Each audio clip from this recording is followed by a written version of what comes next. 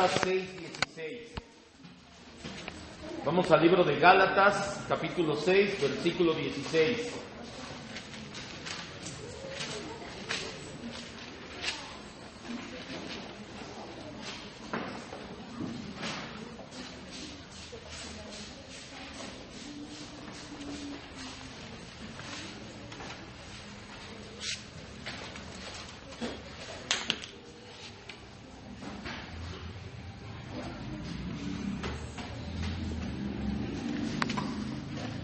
El tema del día de hoy se titula el canon. No lleva acento, va así sin acento. Canon.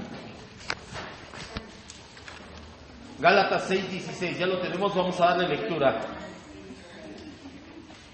Y a todos los que anden conforme a este canon, ahí es la palabra griega, canon, conforme a esta regla, paz y misericordia sea a ellos y al Dios de Israel. Vamos a orar, cierren sus ojos y vamos a reconocer una vez más, como lo hacíamos hace un momento en la oración, que es el Espíritu Santo quien se mueve en nosotros, que es el Espíritu Santo quien toca nuestras vidas por medio de su palabra. Nunca lo va a hacer aparte de su palabra. Él siempre lo hace por medio de su palabra, renovando nuestra mente, llevándonos a ser como Cristo. Esa es la verdadera obra del Espíritu Santo en una iglesia, en una vida que anhela ser más como Cristo. Le damos gracias, Señor, y le rogamos que el día de hoy lo que vayamos a aprender, poco o mucho, sea de edificación a nuestras vidas y que lo podamos transmitir en su momento, Señor, pero que jamás lo utilicemos para simplemente alardear que sabemos mucho, Señor, sino todo lo contrario. Mientras más aprendamos, más reconozcamos, Señor, que necesitamos todavía conocerle aún más, Señor. Gracias, Padre, le decimos en el nombre de Jesús. Amén. La clase pasada, estamos hablando de bibliología, ya llevamos 5 clases con la del día de hoy. La clase pasada entendimos el proceso de formación de la Escritura. Tuvimos aquí un cuadro, se lo estuve dictando, vimos cómo se fue formando la Escritura. Específicamente los periodos en los cuales el Espíritu Santo inspiró a los hombres elegidos por Él. El paleo testamentario, el intertestamentario y el neotestamentario fueron a lo largo de 16 siglos los que se formó la Escritura. En la clase del día de hoy veremos qué es y cómo se formó el canon de la Escritura. La clase pasada le decía yo, salió por ahí la palabra canon y le dije, la próxima semana, en las próximas clases lo vamos a ver, ya se llegó esa clase. ¿Cómo se formó? ¿Qué es? ¿Cómo se formó el canon? Sus divisiones, los criterios para utilizarlo es lo que vamos a ver el día de hoy. Así que pues vamos a empezar de una vez. El canon, lo primero que tenemos que entender es su etimología y significado. El canon, su etimología y su significado.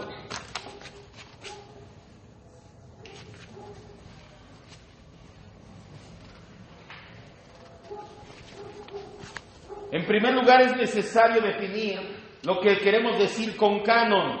La palabra canon, su etimología, viene del griego canon, nada más que con K.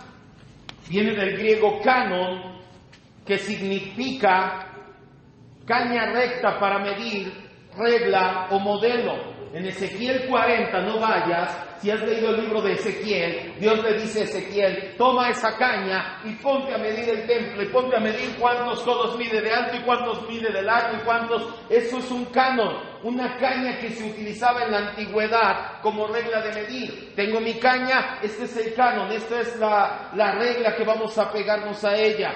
El término griego canon viene de los vocablos cané o caná en el hebreo y se transliteró hasta el latín en la forma que conocemos como canon. Designaba una vara recta de madera o una regla empleada por los carpinteros para medir. En sentido metafórico, nos habla de una ley o una norma. Nos habla acerca de cómo proceder. Esta es la razón por la cual los gramáticos alejandrinos llamaron canon a la colección de obras que por su pureza eran dignas de tener como un modelo. ¿Por qué le llamamos canon? Ahorita lo vamos a entender y lo vamos a definir, pero primero veamos su etimología, porque decían, este es el modelo, este es el canon, aquí queremos ser como esto, este es el canon, este es el modelo, la regla a la cual queremos llegar. La palabra griega canon se encuentra 4 veces en el Nuevo Testamento. Únicamente la utiliza el apóstol Pablo. 2 de ellas en 2 de Corintios 10, del 13 al 15. Vamos a darle lectura rápidamente. 2 de Corintios 10, del 13 al 15. Ángel, por favor, Filipenses 3, 16.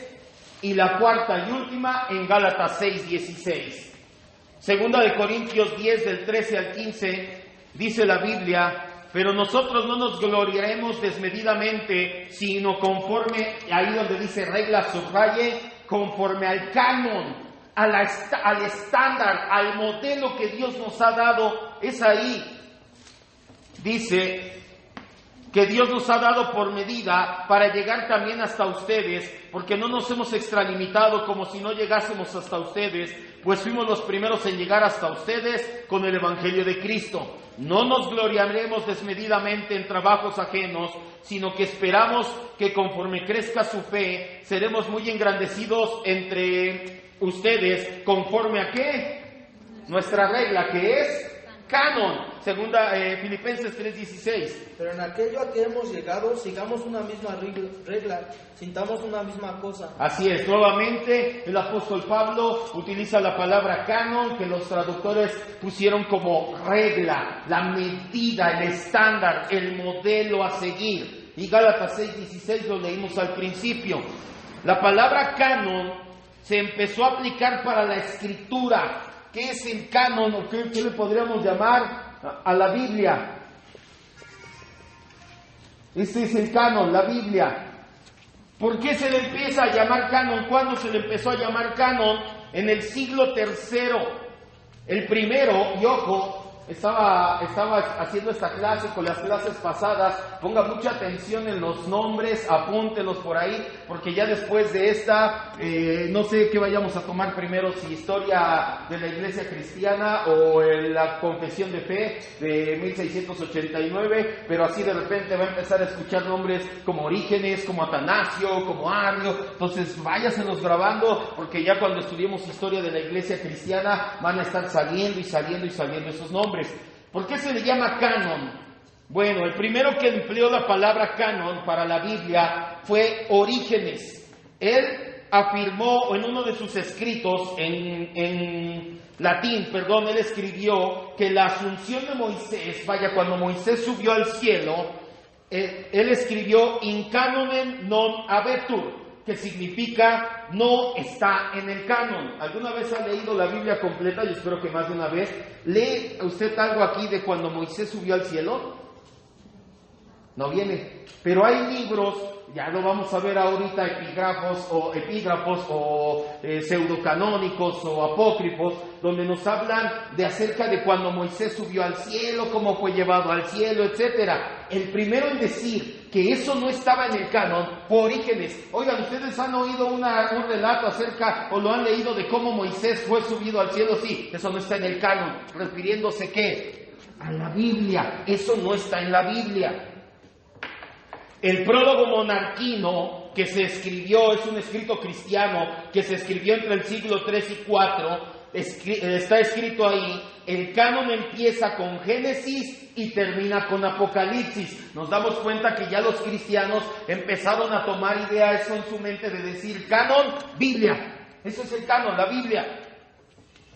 El primero que con seguridad aplica el término canon a la Sagrada Escritura es Atanasio, en el año 350. Él, cuando vio un libro llamado El Pastor de Hermas, dijo que no formaba parte del canon. A partir de Atanasio, el término se hizo común en toda la iglesia. Atanasio del 350 dice: el Pastor de Hermas no está en el canon. Y a partir de ahí todos dijeron: sí es cierto, el canon, la Biblia, los libros que sí creemos que son inspirados. Del sustantivo canon viene el adjetivo canónicos, el griego canónicos.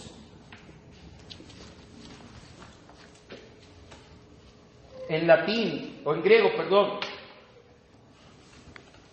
De ahí viene nuestro castellano, un libro canónico. El primero que lo usó también fue Orígenes. Él lo utilizó para hablar acerca de los 66 libros que conformaban los escritos inspirados o los 66 libros canónicos. El término canónico también se dio en el concilio de la Odisea en el año 360. En ese concilio se establece que en la iglesia no se deben de leer sino tan solo los libros canónicos del Antiguo y Nuevo Testamento. ¿Por qué es importante el canon? ¿Por qué tuvo que haber un canon? Porque a partir de la mitad del siglo IV se hizo común llamar a las escrituras sagradas canónicas. En aquel tiempo empezaron a surgir muchos libros falsos que eran un grave peligro para la iglesia y para los cristianos, porque los presentaban como inspirados. Fue necesario entonces fijar un catálogo con los libros que verdaderamente eran inspirados, con el fin de que cada cristiano pudiera distinguir entre qué libro es inspirado y qué libro no lo era. ¿Cómo sabemos que la Biblia contiene solamente los libros que inspiró el Espíritu Santo? ¿En qué forma se reconocieron como tal? ¿Quiénes decidieron cuáles sí eran incluidos y cuáles no? ¿Qué criterios utilizaron? ¿Cuáles fueron los libros que sí tuvieron autoridad? Pues todo eso se encargó el canon. Escriba ahora sí. ¿Cuál es el significado de canon? Aquí, escriba. El canon es la lista de libros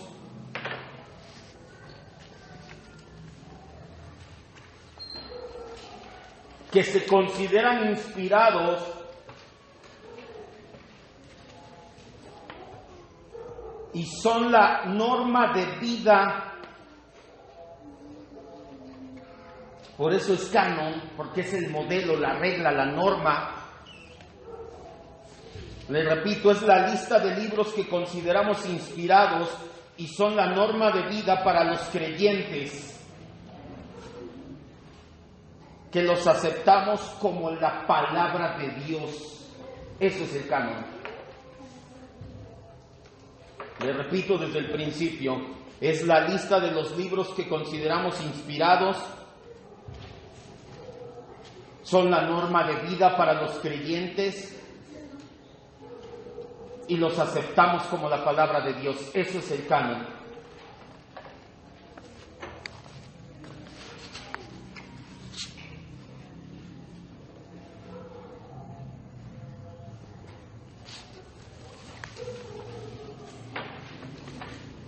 ¿Sí vamos bien?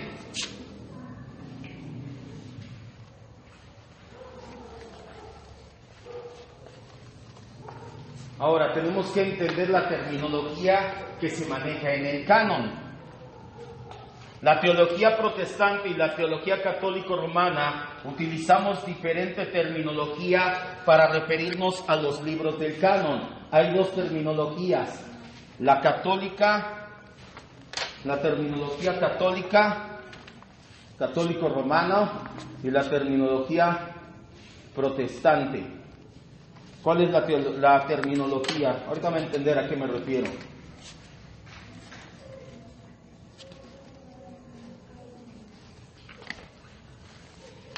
Los católicos romanos no le llaman igual a los libros como los fueron aceptando como lo hacemos nosotros. Ellos les llaman protocanónicos, deuterocanónicos y apócrifos. ¿Qué significa protocanónicos? Que son el primer canon. Vaya, los que nunca dudaron, nunca tuvieron dudas de que fueran inspirados. ¿Qué significa deuterocanónicos? ¿Se parece a la palabra Deuteronomio? Sí. En el griego deuteros significa segundo y nomios ley. Deuteronomio es la segunda ley. ¿Ha leído Deuteronomio? Viene prácticamente lo mismo que el Éxodo. porque es la segunda ley. Lo vuelve a repetir, hicimos esto, y los 10 mandamientos, y haz esto, y no hagas esto, y no hagas lo que viene en Éxodo, viene nuevamente en Deuteronomio. Deuteros, segundo, nomios, ley, la segunda ley. Deuterocanónicos, los segundos o el segundo canon. Eran los libros que tenían dudas. Oye, como que no me cuadra bien, pero ahora vamos a meterlo. Por eso es que la Biblia católica tiene más libros, porque los que tuvieron dudas al final los metieron. ¿Como cuáles? En el Antiguo Testamento, el libro de Tobías, de Judith, Macabeos, Baruch, Eclesiástico, Sabiduría, y añadieron capítulos enteros al libro de Esther y de Daniel.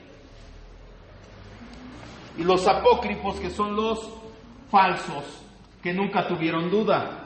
Nosotros, en cambio, nuestra terminología es canónicos,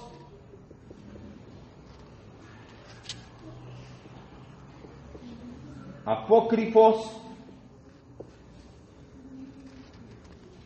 y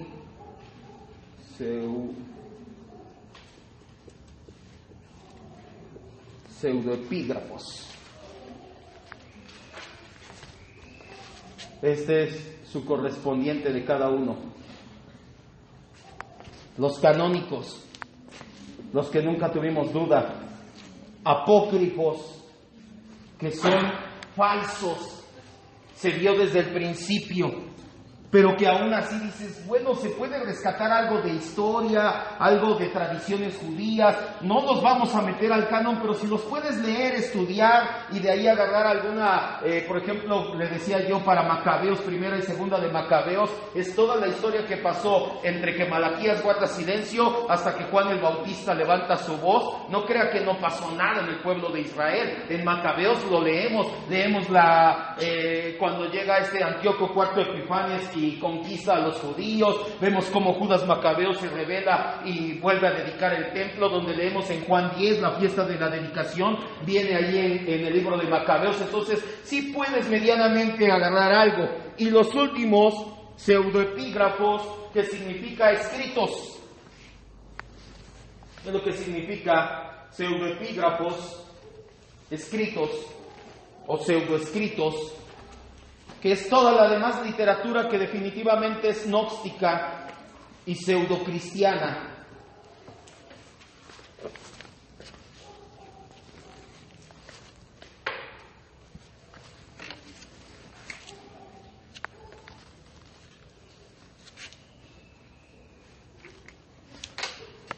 Ahora, hay diferentes cánones. Técnicamente hablando,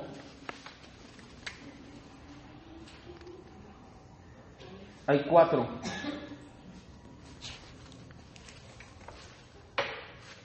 Que es, le pongo la C de canon, el canon judío, el canon alejandrino, el canon católico y el canon protestante.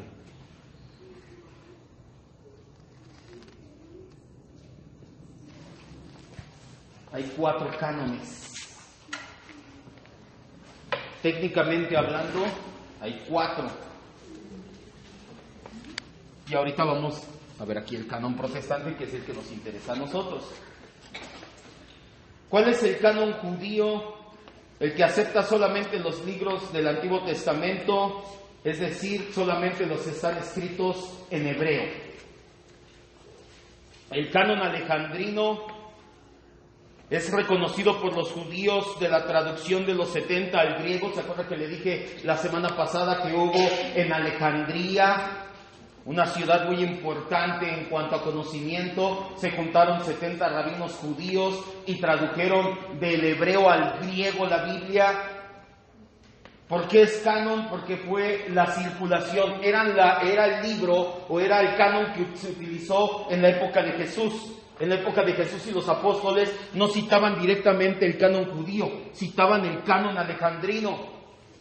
la famosa Septuaginta, por eso es el 70, no crea que está ya extra grande, no, el XX es la 70.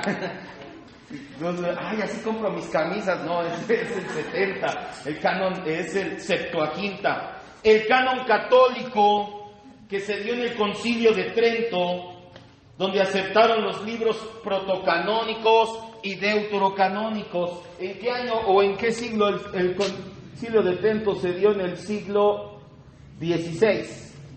O sea, su canon se cerró en el siglo XVI. El de nosotros en el siglo IV. En el siglo IV. O sea, les llevamos 12 siglos de ventaja. Más o menos. Y el canon protestante, que es lo que nosotros conocemos como Antiguo Testamento y Nuevo Testamento.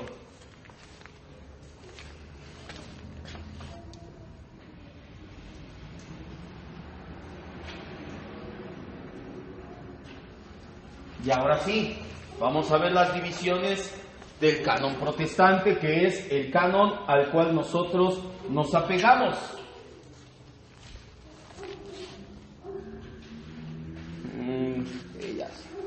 Primero, el canon del Antiguo Testamento,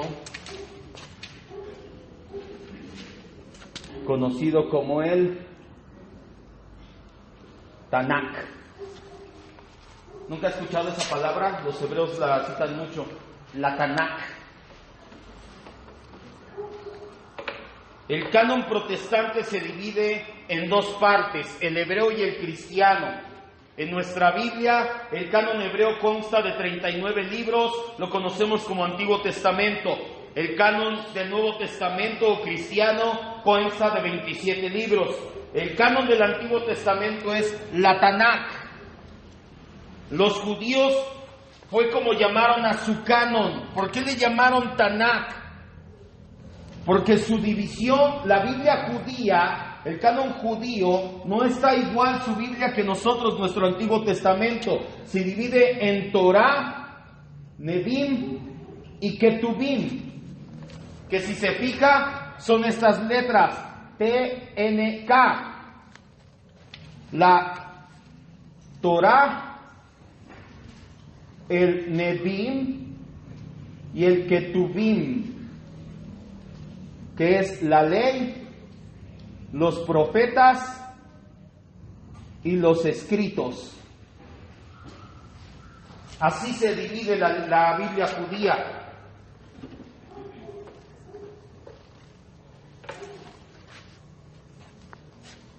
Nuestra Biblia en el Antiguo Testamento tiene 39 libros. El canon hebreo tiene 22 a 24 libros solamente. No que es el mismo, permítame. Sí, la ley o Torah son los 5 primeros libros: Génesis, Éxodo, Levítico, Números, Deuteronomio. Los profetas, ojo, ellos meten en los profetas a Josué, a jueces. En jueces tienen un apartado como un apéndice, como, de veras, y por cierto, hay una historia de Ruth. Y ahí es donde meten Ruth, por eso es un libro menos, el libro de Ruth. Samuel, no primera y segunda de Samuel, Samuel, para ellos Samuel nada más es un libro. Reyes, no primera y segunda de Reyes, Reyes solamente es un libro. Isaías, Jeremías, Ezequiel y el libro de los 12. Ellos no tienen como nosotros, Oseas, Joel, Daniel, Amós, no, ellos le llaman el libro de los 12. Por eso ahí es donde quitas ya prácticamente todos los demás. Por eso en lugar de 39 te queda 22 a 24. Y por último los escritos, donde tienen Salmos, Proverbios, Job, Cantares, Eclesiastés, Lamentaciones, Crónicas, Esther, y la mayoría mete a Esdras y Nehemías juntos. Cuando hacemos todo esto, que empezamos a juntar los libros como ellos los juntan, nos quedan de 22 a 24 libros. Los judíos opinan que fue Esdras en colaboración con los sacerdotes de la sinagoga, que en el año 400 a.C. reunió e incluyó todos los libros del canon hebreo. El tiempo en que estos libros fueron escritos es llamado por los judíos como el periodo profético. Nosotros lo conocemos como el periodo paleotestamentario, que comenzó en la época de Moisés y terminó en la época de Malaquías, del 1500 a.C. al 400 a.C., 9 siglos. El historiador judío Flavio Josefo sostiene que todos los libros sagrados de los judíos fueron escritos entre los días de Moisés y el reinado de Artajerjes. Artajerjes vivió en el 400 a.C. Vaya, él corrobora esto. Flavio Judío escribió en su libro contra Apión, escuche lo que él escribió: no tenemos una innumerable multitud de libros que se contradicen entre ellos como los tienen los griegos. Nosotros solamente tenemos 22 libros que contienen el registro de todos los tiempos, que con justicia aceptamos como divinos. Nadie ha sido tan osado como para ponerles algo a ellos, ni para quitarles nada a ellos. Jesús atestiguó que el Antiguo Testamento hebreo era real, o era el canon. Lucas 24:44.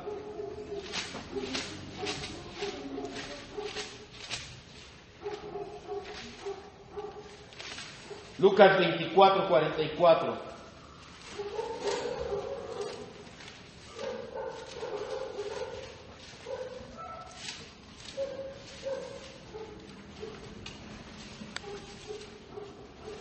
Y les dijo: estas son las palabras que les hablé aún estando con ustedes, que era que necesario que se cumpliese todo lo que está escrito de mí. ¿En dónde dice? ¿En dónde más? ¿Y en dónde más?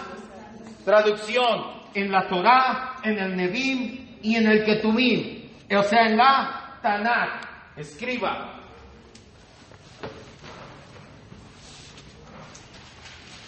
Jesucristo, los apóstoles y la iglesia primitiva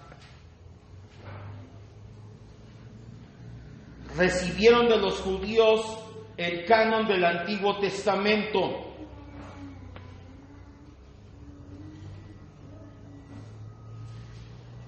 Por lo tanto, nos apegamos fielmente a él. Por eso era importante que le dijera todo esto, que supiera todo esto. Esto que le acabo de decir lo sabía Jesucristo, lo sabían los apóstoles, lo supo la iglesia primitiva. Recibieron de los judíos el canon del Antiguo Testamento, por eso nos apegamos fielmente a él.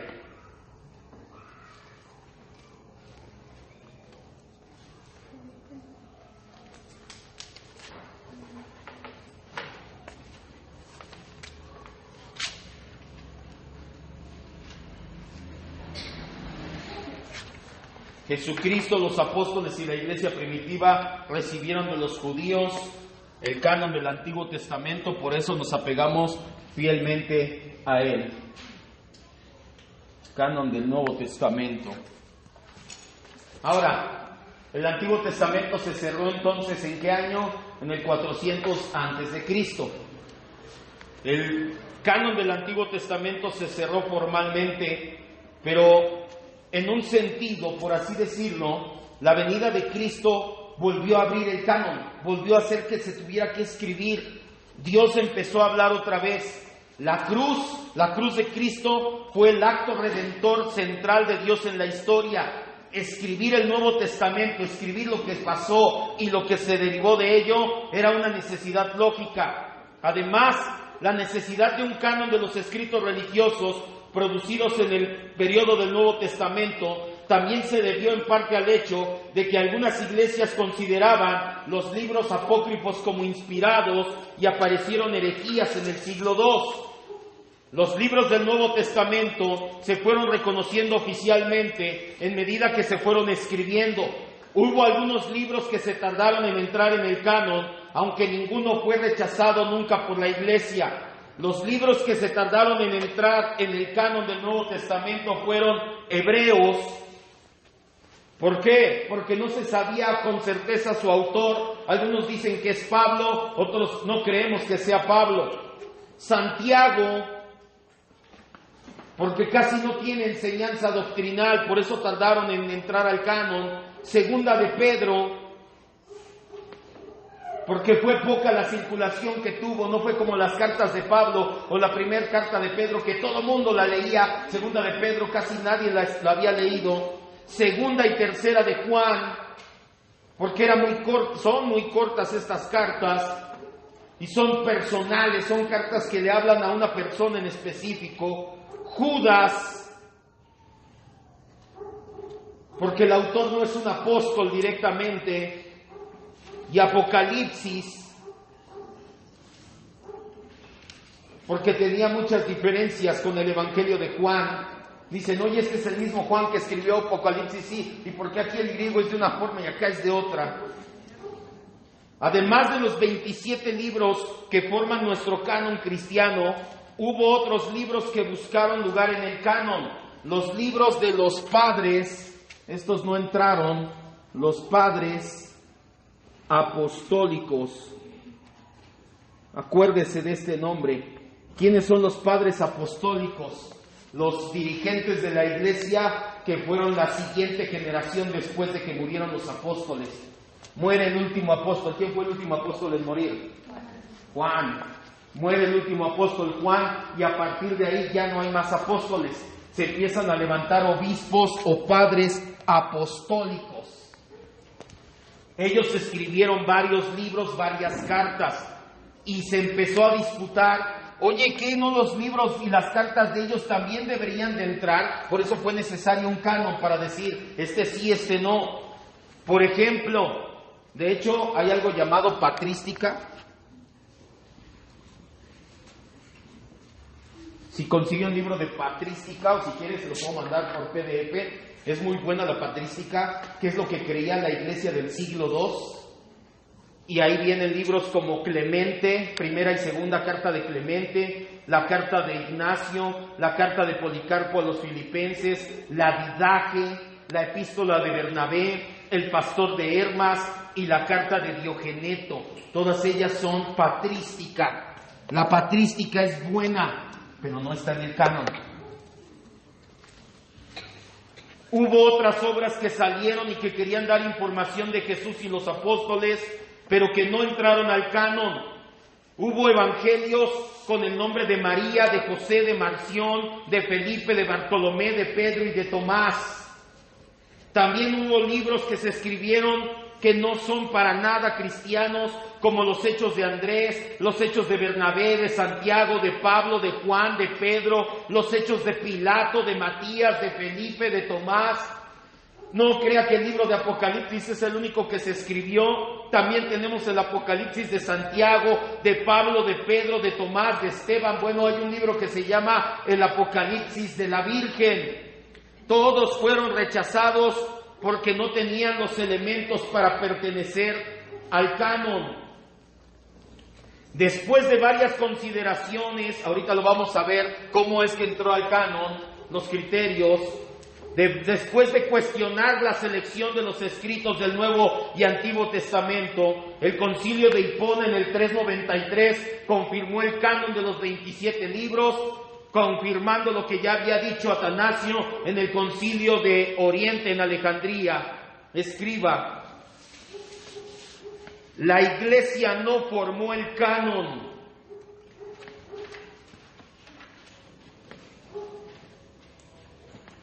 solo reconoció la inspiración divina de los libros del Nuevo Testamento.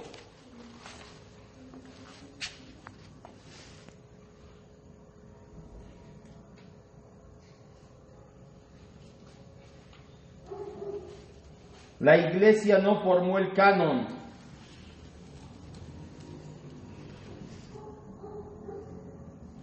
Solo reconoció la inspiración divina de los libros del Nuevo Testamento.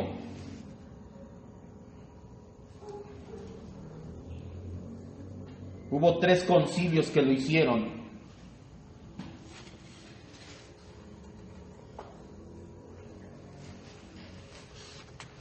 El de Alejandría en el 367, el de Hipona en el 393 y el de Cartago en el 397. Eso significa que la iglesia determinó cuáles entraron y cuáles no. No fue así. Nosotros no determinamos lo que la Biblia enseña, la Biblia determina lo que nosotros enseñamos. La iglesia no formó el canon, no crea que se juntaron un montón de hombres sabios y dijeron, este sí, este no. Lo único que hicieron fue reconocer con base, y ahorita lo vamos a ver en 6 criterios, a ver, este sí lo cumple, sí lo cumple, sí lo cumple, sí lo cumple, este no hay duda, este es inspirado, este pásale. Otros ni siquiera los tenían que leer. ¿Quién lo escribió?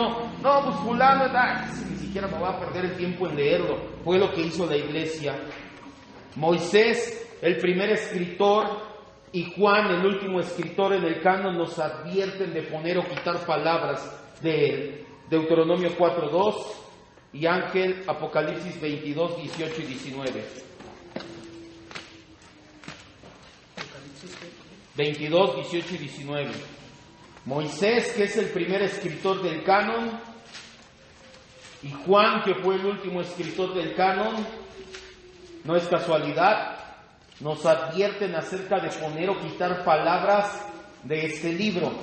Cuando ellos lo escribieron, hacían mención al libro de la ley y al libro de Apocalipsis. Pero nosotros sabemos que la sola escritura va de la mano con la toda escritura. Entonces tú no puedes decir, mientras no le quite a Deuteronomio y no le quite a Apocalipsis, le puedo poner y quitar a la Biblia. No, toda la palabra es inspirada y útil para redarguir, instruir y exhortar en justicia. Entonces, lo que escribió Moisés en Deuteronomio y lo que escribe Juan en Apocalipsis se hace extensible a toda la escritura. ¿Sí vamos bien?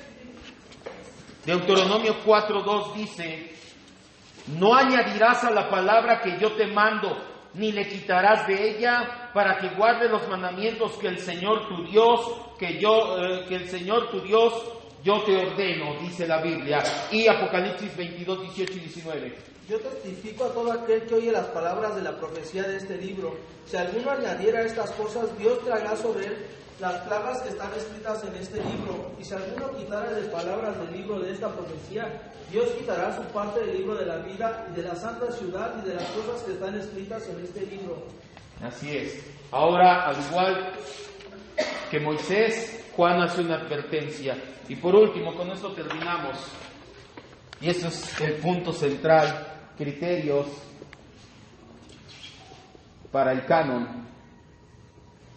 ¿Qué criterios se utilizaron? Todo eso nos está llevando aquí. ¿Por qué es importante esto? Porque no crea que nada más a alguien se le ocurrió y dijo, ¿qué libros? Pues un volado, pues estos ya. Hay un dicho muy común entre los ateos o entre los antiteístas que dicen, la Biblia es un montón de libros que escribieron unos judíos, quién sabe cuándo no. Sí sabemos quién lo escribió, cuándo lo escribió, cómo lo escribió bajo la influencia del Espíritu Santo, ya vemos la inspiración, y sí sabemos quién lo recopiló, y sí sabemos qué criterios utilizaron para el canon. Fue este. Ya es distinto a, sí, ¿verdad? No, entonces no vamos a creer en la Biblia. Ya vimos una larga lista de libros que fueron rechazados por la iglesia. Ahora vamos a ver los factores que formaron o que tomaron en cuenta para que formaran parte del canon. El primero, apostolicidad.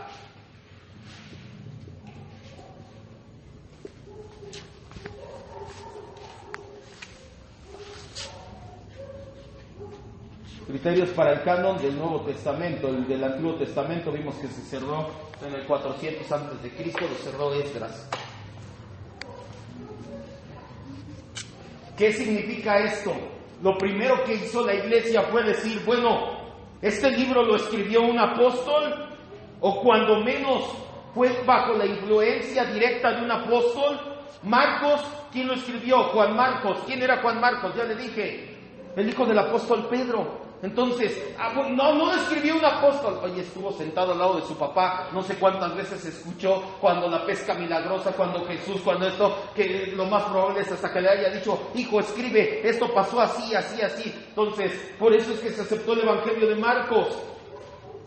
La primer prueba o criterio fue apostolicidad. El escrito fue de un apóstol, o al menos bajo influencia directa de un apóstol. Los 4 evangelios se aceptaron como composiciones con los apóstoles de ese nombre, salvo Marcos, que fue Pedro. La tradición más temprana de la iglesia conecta a Marcos con Pedro y a Lucas con Pablo. cuando el apóstol, cuando Lucas escribe el Evangelio, está bajo la tutela del apóstol Pablo.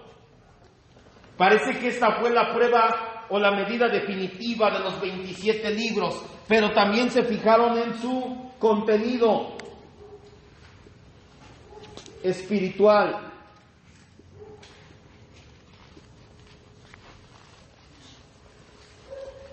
La siguiente pregunta que se hacían: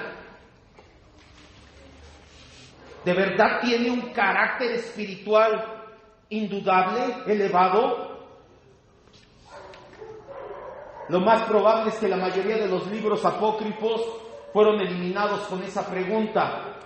¿Qué dicen los evangelios, como el evangelio de Tomás o evangelios gnósticos? Que Jesús, cuando era niño, salía a jugar y tomaba pajaritos de arcilla y soplaba en ellos y salían volando, y a sus amigos un día se les perdió no sé qué en el agua y él metió la mano y hizo que saliera. O sea, nada, espiritualmente nada de provecho. Por eso es que fue la segunda pregunta y dijeron: vuela todo eso que no te sirve.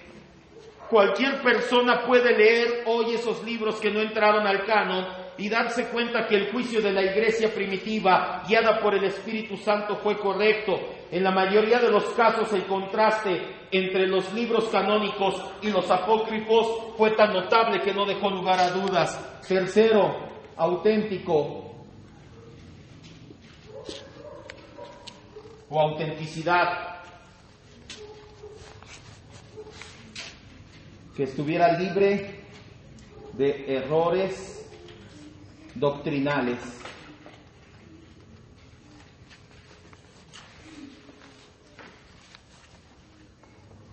Si un libro es inspirado por Dios, no puede tener errores doctrinales. Dios no puede mentir. Su palabra es verdadera y es consistente.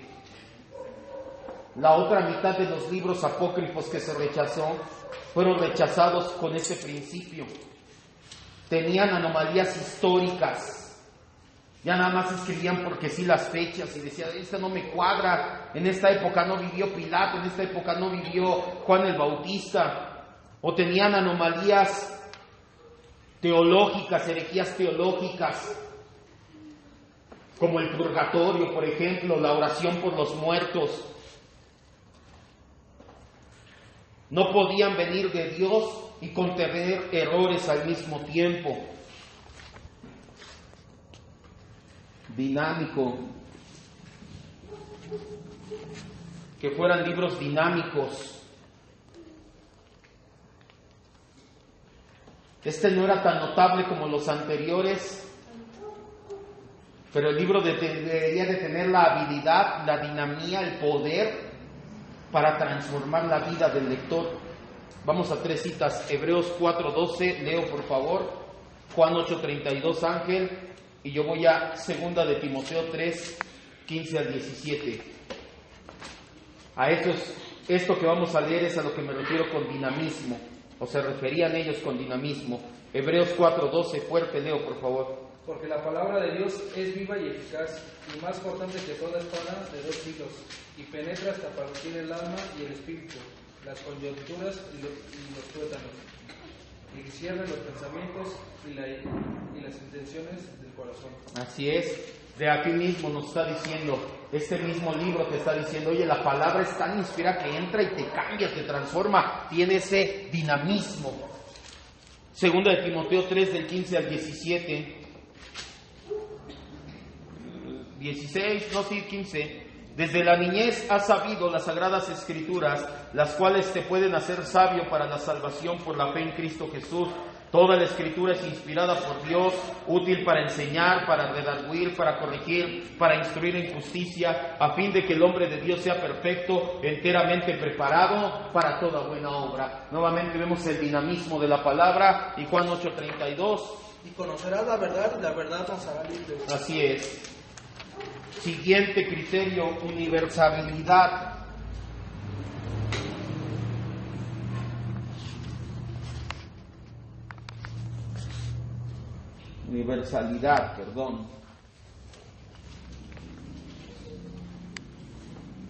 Ya pasaba todo eso y después decían: bueno, el libro lo recibió toda la iglesia o nada más mi iglesia, nada más nosotros. Algunos libros ya estaban siendo aceptados apócrifos en el Oriente, pero fueron eliminados por esa razón, porque en el Occidente estaban siendo rechazados. Libros disputados como el libro de Hebreos fueron canonizados cabalmente, porque poco a poco todas las secciones de la iglesia la fueron aceptando. Y por último, inspiración.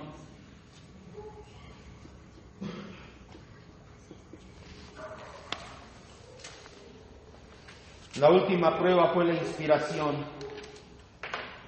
Solo los libros que daban evidencia de verdaderamente ser inspirados por Dios fueron los que lograron entrar al canon. Sin duda alguna el Espíritu Santo guió a la iglesia primitiva a seleccionar los mismos libros que Él inspiró. ¿Y qué pasaría, por ejemplo, el canon está cerrado? Esto es lo que significa el canon está cerrado. Cuando he dicho el canon está cerrado es ya que hicieran un hallazgo arqueológico y encontraran la carta que está perdida de Pablo. ¿Qué pasaría? Pues nada, qué bonito documento, pero el canon se cerró hace ya varios siglos. ¿Dudas hasta aquí? ¿No? ¿Está pesadita la clase? Sí, no está tan sencillo. Vamos a orar ya, vamos a cerrarnos nosotros.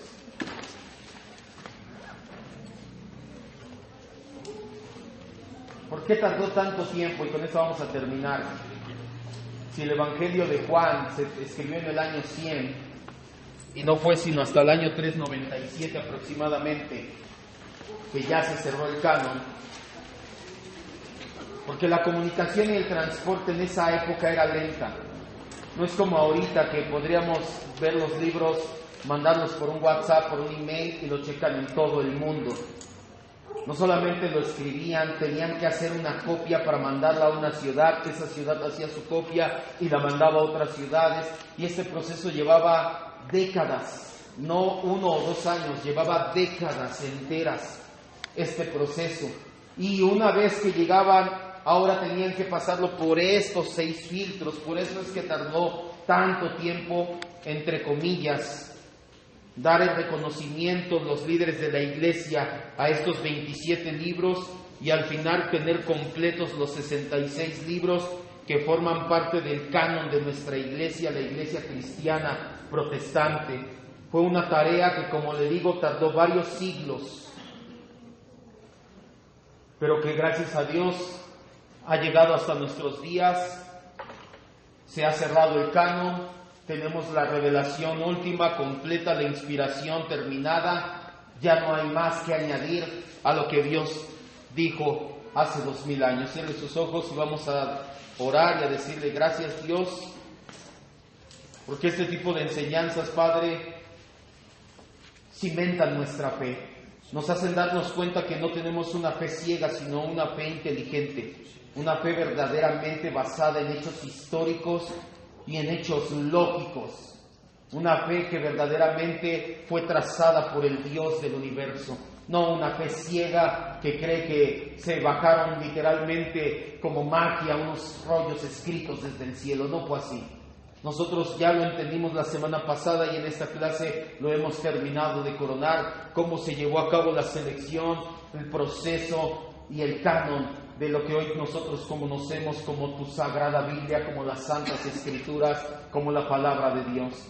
Gracias, Padre, este tipo de enseñanzas nos hacen darnos cuenta de tu soberanía y de tu providencia, pues tú quisiste que fuera así y cada momento, cada año, cada siglo que pasó providencialmente fue con un propósito, Señor. Y hoy tenemos el canon cerrado y tenemos a nuestra disposición infinidad ya de traducciones de esas escrituras que tú inspiraste, Señor. Mi oración una vez más es que nos lleves a leerlas, Señor. De nada ha valido que gente diera literalmente su vida por preservar rollos de esa escritura, que hayan sido perseguidos a muerte con tal de que ellos negaran esa escritura o que la quemaran, la hicieran añicos. Si nosotros en la actualidad no la leemos, Señor. Danos esa hambre y sed por leer tu palabra, Señor. Con esto en mente, que no llegó por magia, sino que fue un proceso largo, lento, pero bien estructurado, para que la tengamos en nuestras manos, al alcance, Señor, de cualquiera que quiera decir el día de hoy: yo quiero